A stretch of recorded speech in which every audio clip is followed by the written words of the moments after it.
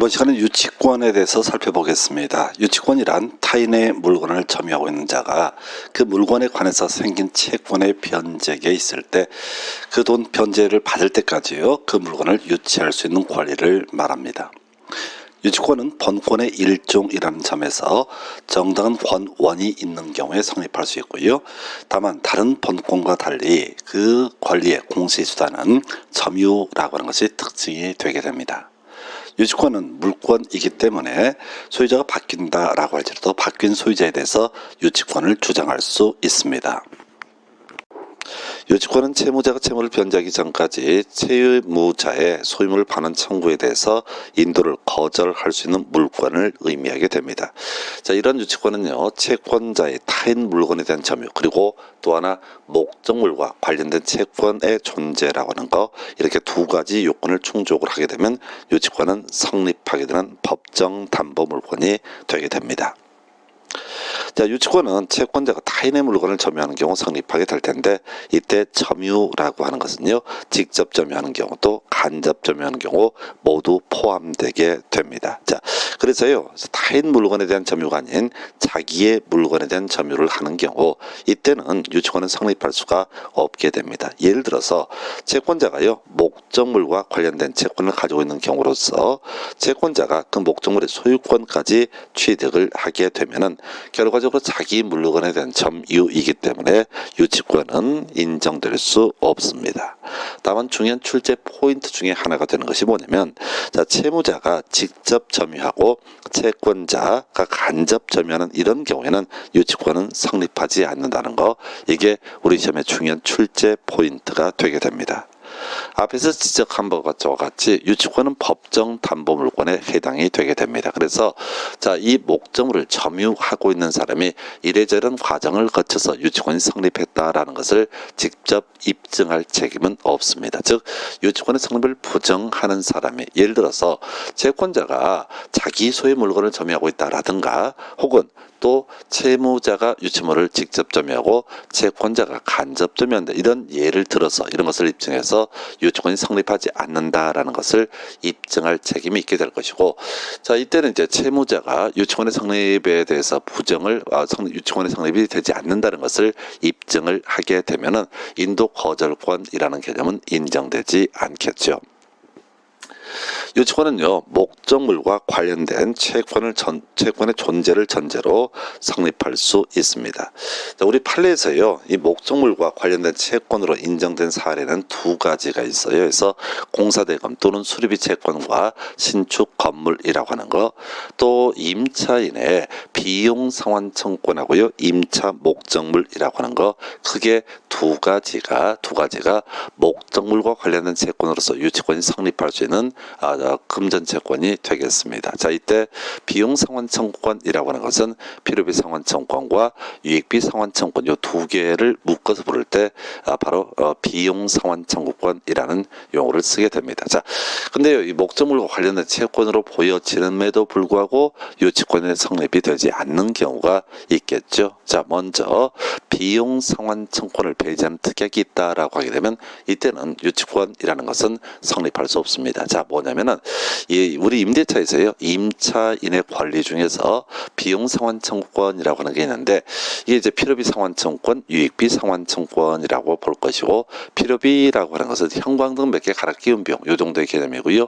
유익비라고 하는 것은 임대차가 종료가 된 시점에서 가액의 증가가 현존하는 비용. 그래서 만약에 지붕을 수리해서 한 1,000만 원 들어갔다라고 한다면 이런 것을 가리켜서 유익비라고 부르게 될 겁니다. 자, 그런데요, 임대차에서 임차인의 권리 중에서 이런 비용 상환 청구권이라고 하는 것은 소위 임의 규정이라고 불러서요, 이것을 배제하는 특약이 있다면 그 특약이 우선 적용되게 됩니다. 그래서 비용 상환 청구권을 배제하는 특약이 있다면 바로, 자, 비용 상환 청구권 자체가 발생하지 않기 때문에 유치권은 성립할 수 없게 됩니다. 자, 한편 공사대금 수리비 또는 비용 상환 청구권이라고 할지라도, 자, 전세권이 소멸한 후에 지출한 증축 공사대금 채권과 전세 목적물 목적물이라든가 임차권 소멸 후에 지출한 유익비와 임차 목적물의 경우에처럼 불법적인 점유를 전제로 해서 발생한 금전 채권에 대해서 유치권은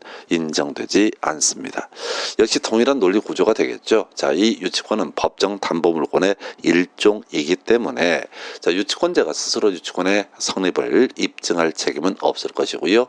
이 소유물 반환 청구를 해서 돌려달라고 주장하는 채무자가 유치권의 성립을 성립하지 아니함을 입증해야 됩니다. 예를 들어서 자, 이 사람은 이제 전세권이나 임차권이 소멸한 후에 일정한 공사대금 채권 등이 발생했다라고 하는 것을 입증을 해 보이거나 또는 비용상환 청구와 관련해서는 이런 비용상환 청구를 배제하는 특약이 있다라는 것을 입증함으로써 유치권의 성립을 부인할 수 있고, 만약에 이제 소송 과정에서 유치권 성립이 인정되지 않는다는 걸 입증을 해 보이게 되면 유치권자는 이 문제의 인도 거절권이라고 하는 것을 주장할 수 없게 됩니다.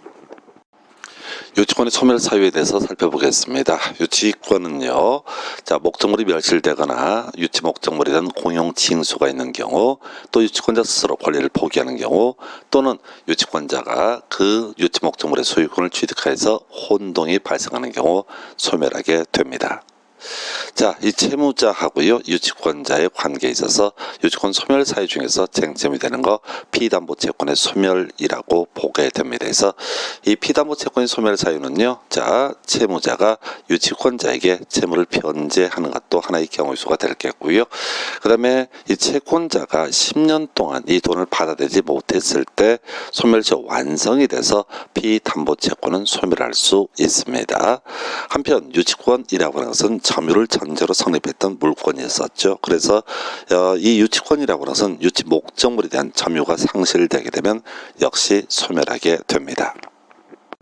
유치권자는 유치 목적물에 대해서 채무자의 채무가 변제 있기 전까지 인도를 거절할 수 있는 물권이죠. 그래서 나중에 돌려줘야 되기 때문에 유치권자는 이 유치 목적물을 선량한 관리자의 주의 의무로 보관하고 있어야 됩니다. 자, 한편 유치권자는요, 채무자의 승낙이 없는 경우 보존을 위한 사용을 제외하고는 사용하거나 다른 사람에게 담보로 제공하는 것도 허용되지 않습니다. 자, 채무자 입장에서 생각해 보겠습니다. 유치권자가 이 선관 의무를 위반하거나 또는 유치 목적물에 대해서 불법적 사용을 하게 되는 경우 채무자는요, 유치권자에 대해서 유치권의 소멸을 청구할 수 있고요. 이렇게 유치권의 소멸 청구가 있게 되면 유치권은 소멸하게 됩니다. 자, 관련한 쟁점으로서 지상권의 소멸 청구라는 개념이 있었죠. 그래서 지상권 설정자인 토지 소유자는요, 지상권자가 2년 이상의 지료를 연체하는 경우 지상권자에게 지상권의 소멸을 청구를 하는 경우 이때 지상권은 소멸하게 됩니다. 자, 1년의 지료를 연체하고 있던 토지에 대해서 이 토지를 매수한 매수인은 자신에 대해서 지상권자가 1년의 지료를 연체한 경우 합쳐서 2년 됐다고 해서 소멸 청구는 할 수 없고요. 자신을 기준으로 2년의 지료가 연체가 됐을 때 2년 이상의 지료가 연체가 된 경우에만 소멸 청구를 할 수 있습니다. 한편 이 문제 지상권을 목적으로 저당권이 설정된 경우에는요, 토지 소유자는 지상권자가 2년 이상의 지료를 연체했다고 해서 바로 소멸 청구에서 소멸의 효력이 발생하는 것은 아니고, 이때 토지 소유자의 소멸 청구라고 하는 것이 효력이 발생되기 위해서는 저당권자에게 통지하고 상당한 기간이 경과가 돼야지 그 소멸 청구의 효력이 발생해서 지상권은 소멸하게 됩니다. 한편 전세권 설정자인 부동산 소유자 갑이라고 하는 사람은요, 전세권자가 전세 목적물을 그 정해진 용법에 따라서 사용 수익하지 아니할 경우 역시 전세권의 소멸을 청구할 수 있고요. 이때 전세권은 바로 소멸하게 됩니다. 소유자는 자신 소유의 물건을 점유할 권원 없이 점유한 자에 대해서 반환 청구할 수 있습니다. 자, 유치권자가 채무자의 소유물을 점유하고 있는 경우 채무자인 소유자는요, 아마도 법원에 대해서 소유물 반환 청구 소송을 제기를 하게 되겠죠. 자, 그러면 소송 과정에서 유치권자는 자신에게 정당한 권원이 있음을 주장을 하게 될 겁니다. 법원에서 검토해 보겠죠. 그래서 유치권자의 항변이 인정이 된다라고 하게 되면 이때 이행 상환 판결 또는 이제 같은 말로서 원고 일부 승소 판결을 하게 됩니다. 즉 소유자는 유치권자에게 재물을 변제해라. 그리고 유치권자는 유치 목적물을 소유자에게 반환하라. 라는 이런 판결을 가리켜서 이행상환 판결이라고 부르게 됩니다. 자, 정리하게 되면요. 유치권자는 채무자에게 채무자가 재물을 변제하기 전까지 채무자의 반환 청구가 있어도 채무자 소유의 물건의 인도를 거절할 수 있습니다. 자, 유치권자는요, 채무자의 승낙이 있는 경우 그 유치물을 사용할 수 있고요. 또 보존을 위해서 필요하면 유치물을 사용할 수 있습니다. 유치권자는요, 유치물의 과실을 수취해서 다른 채권보다 먼저 자신의 채권의 변제에 충당할 수 있습니다. 유치권자는 채권의 변제를 받기 위해서 유치물을 경매할 수도 있습니다. 다만 자, 저당권에서 얘기하는 경매하고요, 유치권에서 얘기하는 경매는 전혀 다른 의미죠. 그래서 저당권은 등기된 권리다 보니까 후순위 권리자보다 우선 변제, 경매 과정에서 발생하는 환가 대금에 대해서 우선 변제를 받을 수 있다라는 의미를 가지고 있는 데 비해서 유치권자라고 하는 사람의 경매 청구는 단순하게 환가를 위한 경매, 이것에 한정되게 됩니다. 그래서 유치권자에게는 우선 변제권이 인정되지 않게 됩니다. 유치권자는 정당한 이유가 있는데 감정인의 평가에 의해서 유치물로 직접 반환 변제에 충당할 것을 법원에 청구할 수 있습니다. 한편 유치권자는요, 유치물에 관해서 필요비 또는 유익비를 지출했을 때 그 반환을 청구할 수 있습니다. 자, 우리 앞에서 이제 비용 상환 청구권, 즉 필요비나 유익비 때문에 유치권이 성립할 수도 있었고요. 여기서 얘기하는 자, 필요비, 유익비의 반환 청구라고 하는 것은 인도 거절권을 행사하고 있는 도중에 추가적으로 지출된 필요비, 유익비에 대해서도 반환을 청구할 수 있다. 이런 의미가 되겠습니다. 소유자의 소유물 반환 청구에 대해서 유치권자는요, 채무자 또는 채무자의 승계인이 채무를 변제하기 전까지 유치 목적물의 반환을 거절할 수 있습니다. 다만 유치권이 성립했음에도 불구하고 인도 거절권이 부인되는 경우 두 가지가 있죠. 바로 압류 효력이 발생한 후에 성립한 유치권, 요걸 가지고는요, 인도 거절권 행사할 수 없고요. 또 하나, 유익비 상환 청구를 근거로 해서 성립한 유치권의 경우로서 법원이 만약에 유익비 상환 청구에 대해서 일정 기간의 유예기간을 정해주게 되면 그 기간 중에는 유치권자 인도 거절권 행사할 수 없습니다.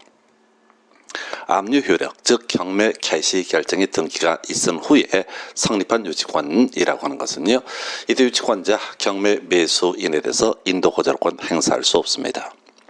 을 소유의 X 건물에 대해서 감명의 저당권이 설정되어 있는 상황에서 이 을이라는 사람이 저당권자에게 재물을 변제하지 않자 저당권자가 경매 신청을 하고요. 이에 따라서 바로 경매 개시 결정의 등기가 행해지게 됩니다. 이의 시점을 가리켜서 압류 효력이 발생한 시점이라고 얘기를 합니다.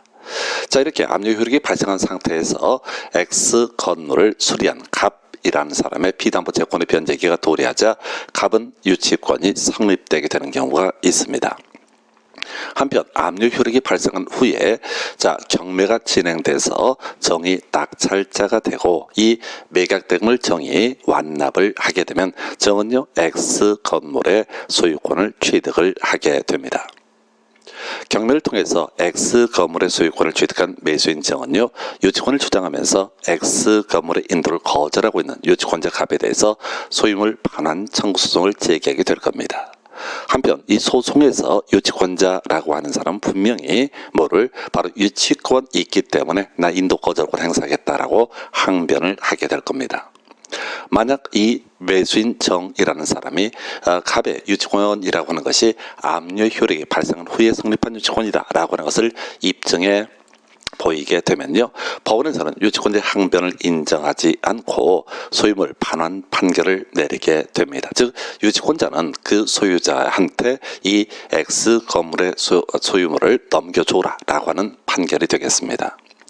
결론적으로요, 경매 개시 결정의 등기 후에 성립한 유치권으로는요, 바로 매수인에게 인도 거절권을 행사할 수 없습니다.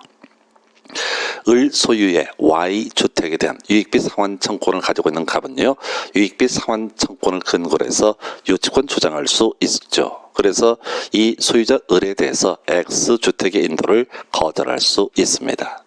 이때 X주택의 소유자인 을이요, 법원에 대해서 이 유익비 상환 청구권 관련해서요, 유익비 상환 기간에 유예를 청구할 수 있고요.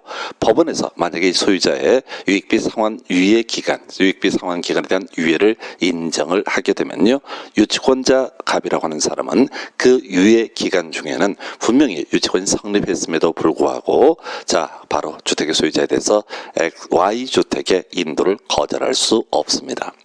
정리하게 되면은 자, 두 가지죠. 바로 경매 개시 결정 등기 또는 압류 효력이 발생한 후에 성립한 유치권이라든가 또는 법원에서 유익비 상환 유예 기간을 정해준 경우 유치권자는요, 바로 인도 거절권 행사할 수 없습니다.